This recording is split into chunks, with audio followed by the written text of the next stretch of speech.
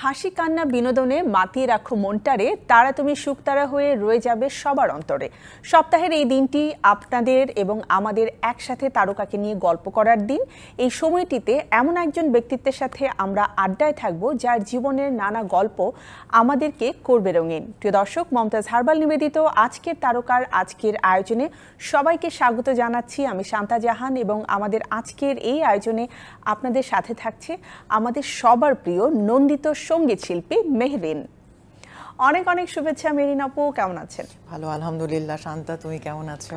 আমি তো ভালো আছি, বাট মেহরিন আপু যখন থাকে তখন আসলে পরিবেশটাই অনেক সুন্দর এবং ভালো হয়ে যায়। So I am feeling so good. Mehrin আপু, আমি যদি একটু 2000-এর দিকে ব্যাক করি, ঠিক আছে, যে সময়টাতে আনাড়ু রিলিজ হয়েছিল এবং আমি বলবো লেট 90s এবং 2000, এই পুরো সময়টা জুড়ে মেহরিন অন্যরকম একটা নাম ছিল। যে সময়টাতে আমি বলবো বাংলা সঙ্গীতের ভিন্ন একটা জনরা, যেটা অ্যাকচুয়ালি স্ট্যাবলিশ করা প্রয়োজন ছিল, সেটা মেহরিন আপু করেছিল। সো সেই 2000-এর গল্প এবং 2024 পেরিয়ে আমরা 25-এ রয়েছি। এই পুরো সময়টা 25 বছরের জার্নি নিয়ে আমার গানটা আসলে প্রথম জানুয়ারি ওটা রিলিজ হয় 1998-এ। ওকে। আর তারও আগে আমার একটা ডেমো রিলিজ হয় অ্যারাউন্ড 94-3 এরকম। আচ্ছা, তখন কি তাহলে ওটা সিঙ্গেল গান রিলিজ হয়েছিল অর অ্যালবাম হয়ে গেছিল? আমাদের তখন একটা মানে কোম্পানির মাধ্যমে অ্যালবামটা রিলিজ পেতে হতো, তো আমরা ওয়েট করছিলাম এবং তখন একটা ট্রেন্ড ছিল যে আগে ভিডিও হবে। মানে ট্রেন্ড বলতে বোঝাচ্ছিলাম যে আমরা তো একটা কিছু মানে একটা ট্রেন্ড সেট করার একটা চেষ্টা করছিলাম।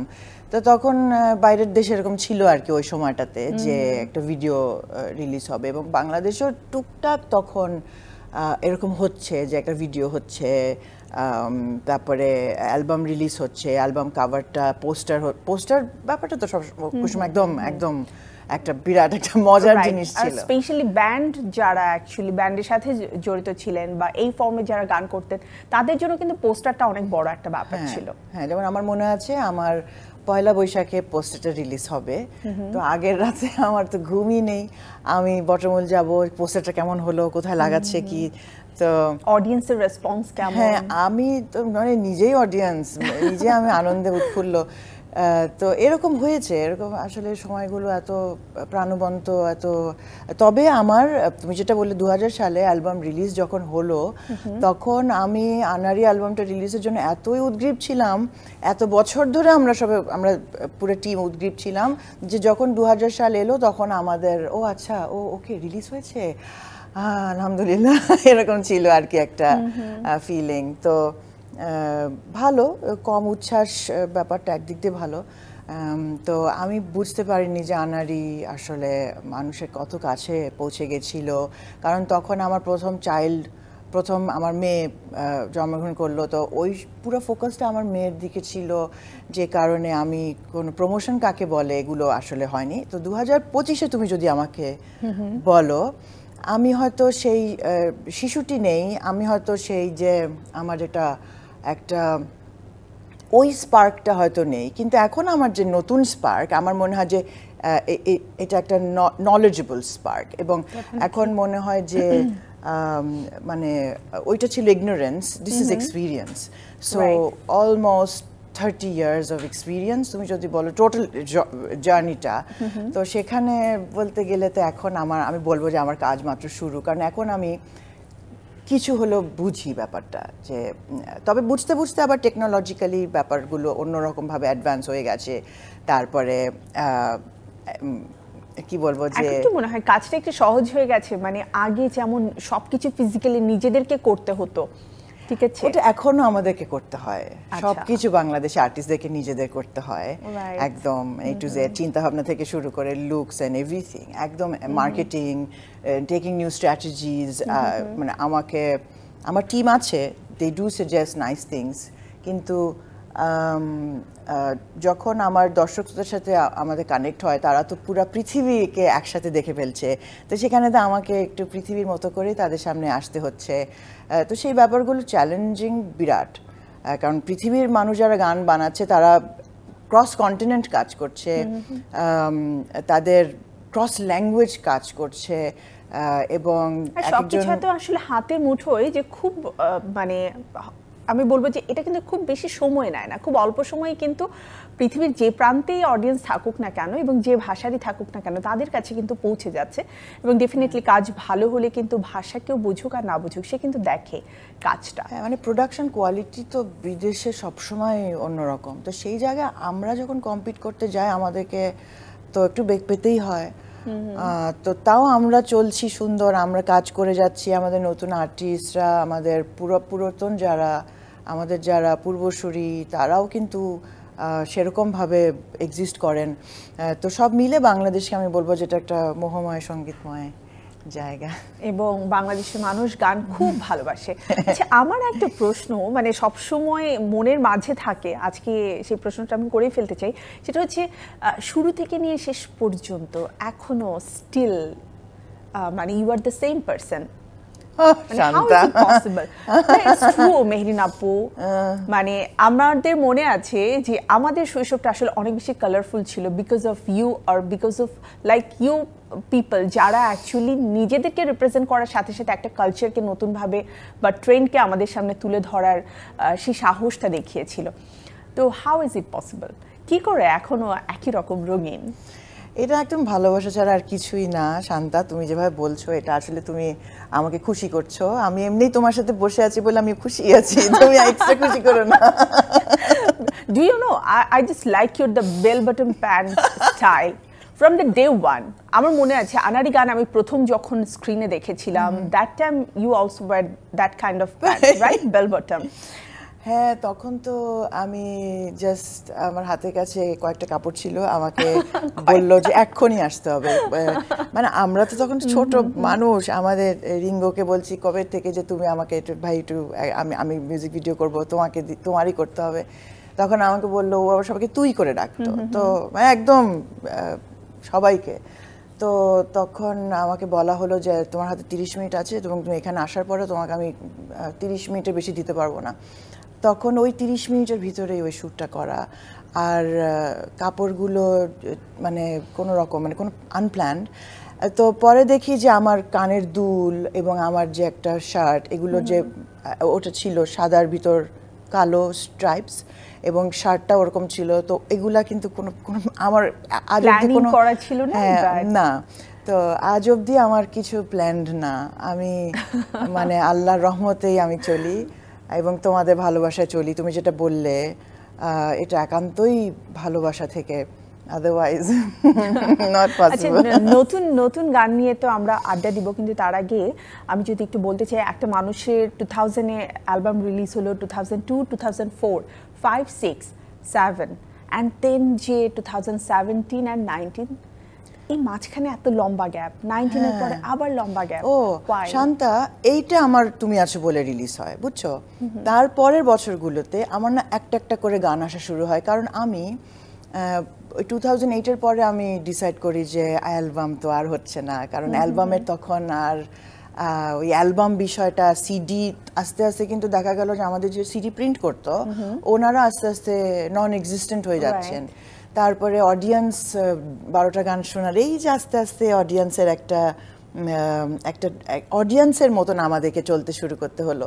তখনও সিঙ্গলস সেভাবে আসে, মানে সেভাবে না, বাট আমি ভাবছিলাম শুরুটা হয়েছে, হ্যাঁ, কারণ ভাইব বুঝতে পারি না পৃথিবীতে কি হচ্ছে, দেশে কি হচ্ছে। তখন আমি বলছি যে না, এখন তো সিঙ্গলসই করতে হবে, তো সিঙ্গলসই করব। তো সেইভাবে সিঙ্গলসই করা শুরু করলাম। একটা গান হবে, একটা গানের ভিডিও হবে, তাহলে হয় কি যে তোমার যে ফিনান্সিয়াল ব্যাকআপ ওটা তখন একটা গানের উপরে, মানে আমরা 12টা গান করার পর থেকে আমরা লক্ষ্যই করছিলাম যে আমরা 12টা গানকে সমানভাবে ভালোবাসা দিতে পারছি না। তো সেখান থেকে সিঙ্গলসের কনসেপ্ট, তারপর দেখা গেল যখন 12টা 14টা সিঙ্গলস আমার হয়ে গেছে, তখন আমি আবার ফিল করলাম যে একটা বাসা দরকার। হ্যাঁ, ওরা কোথায় থাকছে? ইউটিউব, ওকে ইউটিউব এগুলো এসছে তখন 2010 এই সময়টাতে, কিন্তু একটা বাসা দরকার ছিল। তখন আমি আমার অ্যালবাম বের করলাম 7। হ্যাঁ, 7।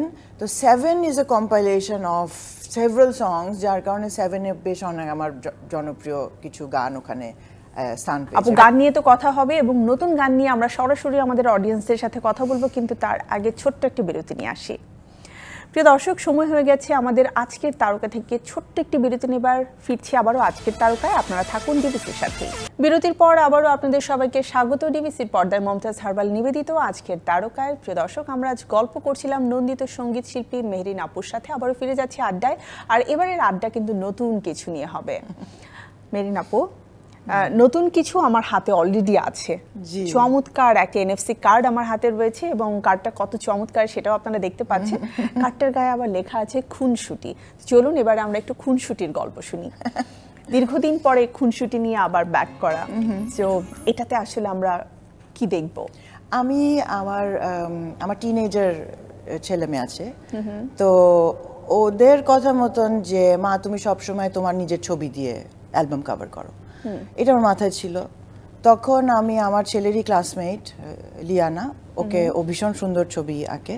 আচ্ছা, তো ওকে বললাম যে তুমি আমার একটা অ্যালবাম কভার করে দাও। তো এটা লিয়ানার অ্যালবাম কভার।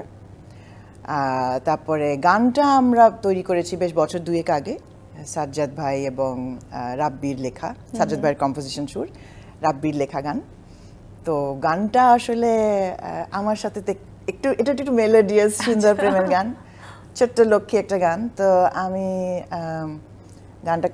গানটা শুনে আমার খুব ভালো লেগেছে, তো গেয়ে ফেলেছি। তারপরে কয়েকটা শব্দ নিয়ে আমার একটু ইয়ে ছিল যে খুনসুটি শব্দটা, মানে ইউসি একটা পপ অ্যাক্ট, তার একটা মানে আনারি রাজকুমার এই টাইপের একটা ইউনো ওয়ার্ডস ক্যারি করি আমি। তো সেখানে প্রত্যেকটা গানে আমরা পেয়েছি হ্যাঁ নেক্সট ওয়ার্ডটা আমি কি ক্যারি করব। তো খুনসুটির মধ্যে একটু কি বলবো, একটু বাহ কি চমৎকার, মানে এত সুন্দর অ্যানিমেটেড একটা মিউজিক ভিডিও। আই থিংক এখনকার যারা রয়েছে তাদের জেনারেশনের জন্য এগুলো কিন্তু খুব ক্যাচি। আমি যদিও আগেও অ্যানিমেটেড কাজ করেছি, অনেক আগে করেছি। মাঝি নামে আমার একটা গান আছে, যেটা শুধু ছোট বাচ্চারাই পছন্দ করতো গানটা, কিন্তু গানটা বড়দের। তারপর কয়দিন আগে আমি এনভায়রনমেন্টের উপর একটা গান করেছি, যেটাও অ্যানিমেটেড আমার কনসেপ্টের উপরে। তো এই আর কি। বাট এই যে এনএফসি কার্ড করার কনসেপ্টটা কোথায়? কনসেপ্ট আমার টিমমেটদেরই। ওকে, তো এখন সবাই তো ইউটিউব নিয়ে প্ল্যান করে। হ্যাঁ, অনেক দিন ধরে আমাকে বলছে যে এনএফসি কার্ড। তো আমি বলছি যে কার্ড দিয়ে তারপরে আমি সবসময় নতুন টেকনোলজি আনলে কি হয় যে মানুষের ওটা অ্যাডাপ্ট করতে করতে তো আমার আমার মানে প্রমোশনাল একটা অনেকটা স্লো হয়ে যায়, যে মানুষের সাথে যেটা অলরেডি পরিচিত মানুষের, সেখানেই মানুষ মানে সব আর্টিস্টরা ওই লাইনটাতেই ফলো করতে পছন্দ করে, এবং ওটাই ওয়াইজ আই উড সে। কিন্তু আমার যে লঞ্চ ইভেন্টটা হয়েছিল, আমি চেয়েছিলাম যে এখানে মানে আমার খুব ক্লোজ কিছু মানুষ, ছোট্ট একটা লঞ্চ প্রোগ্রাম হবে। আমি আকাশ দেখতে চাই বিকেলবেলা, শীতের বিকেল, এবং আমি একটা ফুল সাইড, মানে আমি পানি দেখবো, আকাশ দেখবো, এখানে আমার এই ছোট্ট এই গানটা, কিউট একটা গান না, এটা লঞ্চ হবে। তো সেখানে যদি আমি একটা টেলিভিশন রাখি, লঞ্চ বলতে কি বোঝায় যে তোমার তো ব্যাপারটা দেখাতে হবে মানুষকে। না, আমি লাইভ গাবো, এবং এখানে কোনো টেলিভিশন থাকা যাবে না আমার লঞ্চ প্রোগ্রামে। তখন আমার টিম বলে যে দিস ইজ ইয়োর টাইম, এখন this is the card you need, এবং তোমার অডিয়েন্স জাস্ট মোবাইলে ট্যাপ করে they will launch the song. তো এরকমই হলো, খুব এক্সাইটমেন্ট। একটা 4:30 সময় আমাদের ইউটিউবে লঞ্চ হলো ওই 24শে জানুয়ারি। তখন আমার অডিয়েন্স খুব মজা করে ফোনে ট্যাপ করে, they were very excited. নতুন একটা, কিন্তু আমি বলবো এটা আবার নতুন একটা ট্রেন্ড অ্যাকচুয়ালি শুরু হলো। সো আই বিলিভ যারা এখনকার জেনারেশন আছে তারাও এটাকে অনেক চমৎকারভাবে অ্যাকসেপ্ট করে নেবে। এটা কিন্তু পিস অফ মেহরিন তোমার হাতে থাকলো একদম, always I am carrying you. You know why? এটা কিন্তু আমরা আপডেট করতে পারবো, মানে তোমার কাছে আমার কার্ডটা থাকবে, তুমি জাস্ট কয়দিন পর রিলিজ পেলে তো নতুন কিছু পেলে আমি জানতে পারবো। এমনকি এইখানে আমাদের যে লঞ্চ ইভেন্ট হয়েছে অলরেডি এখানে এটা ইনপুট করে দেওয়া আছে। তারপর নেক্সট গান যেটা হবে তার বিটিএস সবকিছু, মানে what ever is in the website. So actually যারা মেহরিন আপুর ভক্ত রয়েছেন, আমরা যারা মেহরিন আপুকে ভালোবাসি, তারা সবসময় মেহরিন আপুর সবকিছু আপডেটেড নিউজ এই কার্ডের মাধ্যমে জেনে নিতে পারবো একদম খুব অল্প সময়। আমার একেবারেই তো শেষের দিকে রয়েছে, একটা প্রশ্নের উত্তর খুব জানতে ইচ্ছা করছে মেহরিন আপু, সেটা হচ্ছে এই মানুষটাকে শুধুমাত্র একজন সঙ্গীত শিল্পী নয়, একজন চমৎকার নিউজ প্রেজেন্টার হিসেবে আমরা পেয়েছি, বিকজ বাংলাদেশে খুব কমই আছে যারা finest English news presenter, I must say that. So ওই জায়গা থেকে মেহরিন আপুকে যদি এখন আবার বলা হয় যে as a news presenter you have to come back, কেউ যদি ভালো অফার করে সেক্ষেত্রে আমরা কি মেহরিন আপুকে পাবো? সবকিছুই চর্চার ব্যাপার, সবকিছু চর্চার ব্যাপার, মানে মানুষ মানেই চর্চা, মানুষ যতদিন বাঁচবে আমি তো বলি ব্রিদিংটাও চর্চা করে করা উচিত, জেনে করা উচিত। তো মানে ব্রিদিং বলতে আমরা নিঃশ্বাস, আমরা যে ডেইলি আমাদের যেটা সারাক্ষণ আমরা করছি সেটাও কিন্তু জেনে করলে তুমি ভাববে যে অনেক একটা নিজের জন্য তুমি উপকার করছো। তো সেটা আমি বলছি যে আমিও গান নিয়ে পড়ে থাকতে চাই, একদম পড়ে থাকতে চাই, এটা আমার একটা জীবনের উদ্দেশ্য। কারণ গানের চর্চার যে স্কেল ওইটা আমি আমার এই জীবদ্দশায় আমি ছুঁয়ে যেতে চাই। আমার দর্শক শ্রোতাকে আমি এটুকু অন্ততপক্ষে প্রমাণ করে দিতে চাই যে আমি চেষ্টা করেছি এবং সে একজন গানের মানুষ। হ্যাঁ, যখন ধরো আমার মানে একটা অন্তিম একটা মুহূর্ত তো সবার একদিন আসে, তো সেই অন্তিম মুহূর্তে যেন আমার দর্শক শ্রোতা বলতে পারে যে হ্যাঁ মেয়েটা চেষ্টা করেছে, তার লাইফ স্প্যানটা it was good, she tried her best. Thank you Mehreen আপু, আসলে এই মানুষটার সাথে আড্ডা দিতে সবসময় ভালো লাগে। মেহরিন আপু একটু ছোট ছোট করে এত সুন্দর করে কথা বলে, আমি সবসময় দেখি। তো অনেক অনেক শুভকামনা থাকলো নতুন এই যাত্রার জন্য। আবারও দেখা হবে মেহরিন আপু। আমরা একটা গান শুনতে শুনতে বিদায় নিতে চাই। তার আগে প্রিয় দর্শক, আপনাদেরকে আজকের মতো আমাকে বিদায় জানাতে হচ্ছে। মমতাজ হারবাল নিবেদিত আজকের তারকায় আমাদের আজকের এই আড্ডা থেকে আবারও দেখা হচ্ছে আপনাদের সাথে পরবর্তী আয়োজনে ঠিক একই সময়ে আপনাদের প্রিয় তারকাকে সাথে নিয়ে। সবাই ভালো থাকবেন, সুস্থ থাকবেন, আর ডিবিসি নিউজের সাথেই থাকুন 24 ঘন্টা। মেহরিন আপু নতুন গান শুনবে, নতুন গান শুনবে। ওকে, ধর না এসে এ হাত দুটি, চল না বসি ছেড়ে ছুটো ছুটি, যোগ বিয়োগের কাটা কাটি, ধরে ফেলবাজি আমি গুটি, দুঃখগুলো দিলাম ছুটি, খুনসুটিরা বাঁধলো জুটি, এক মনে আজ দানা দুটি, তোর মাঝেই হোক লুটো পুটি।